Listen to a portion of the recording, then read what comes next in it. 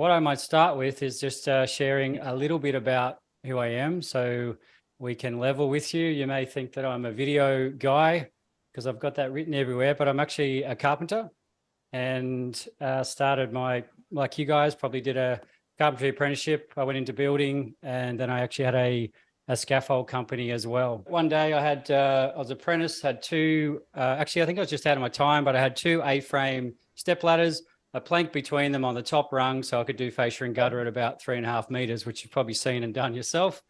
The ladders slipped out. I grabbed the gutter and down I came. I didn't get too hurt, but I realized that something needed to happen in the building industry. So I went on a journey of creating a new wall hung scaffold system. So are you familiar with Build Safe or Star Scaffold? They've got the hang on. I created a product called Edge Deck Scaffold. So I was in competition with those guys, commercialized the product, built it up. I franchised internationally. And about 4 years ago or 5 years ago, I sold all of that. I still love carpentry, still love putting the nail bag on and, doing something, a bathroom reno or something comes up, I generally jump in. But something that happened on that journey when I was, so I still had some building contracts going and running the scaffold business.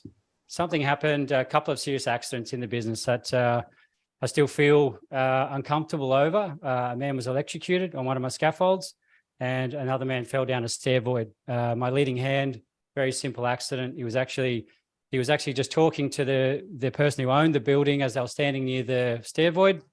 It wasn't fully protected. One side was, the entry where the ladder wasn't.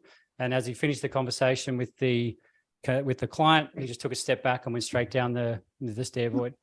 Such a simple accident. But experiencing those two accidents are something that I've now taken into Multiply Me, and it's part of the reason why video training is really powerful. I don't want to be the guy here that's going to sit here and say you're going to have accidents, because I've seen people do that, and it's not about scaring anyone into this, but I just want to share my experience. Yes, someone's been hurt, so you have to live with that, and their family is also impacted. But there's a massive cleanup mission. You need to be able to display to the authorities or to whoever's looking into your business. Mine was Safe Work Victoria. How you run your business, like how do you train people? How do you give them a space to contribute to training? Like, how is all that done? And I had a pretty good system. I was taking photos of toolbox talks. We had, a suggestion box, and most people just have the old wooden box on the bench and it's got spiders crawling out of it. I didn't have that at that time. So we put in a suggestion box, but 10 years it took to unfold these couple of accidents in my business. So that was 10 years of worrying what was going to happen, 10 years of wondering, I just didn't know the outcome. So there's a massive piece of uncertainty. And that's something that I don't think any business owner realizes when they go into this. If someone's seriously hurting your business, there's actually jail time in Australia. Like it's serious business. We're not just go get a rap on the hands. So what I learned out of all of that system was a way to protect a business like a body armor.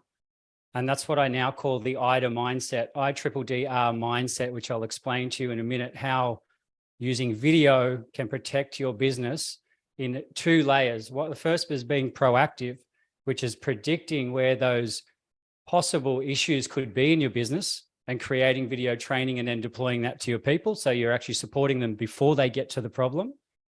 And if there is still a problem, you can prove as a business that you did all that you could. And that's the term that was used in court. Has this business done all they could to prevent what happened today?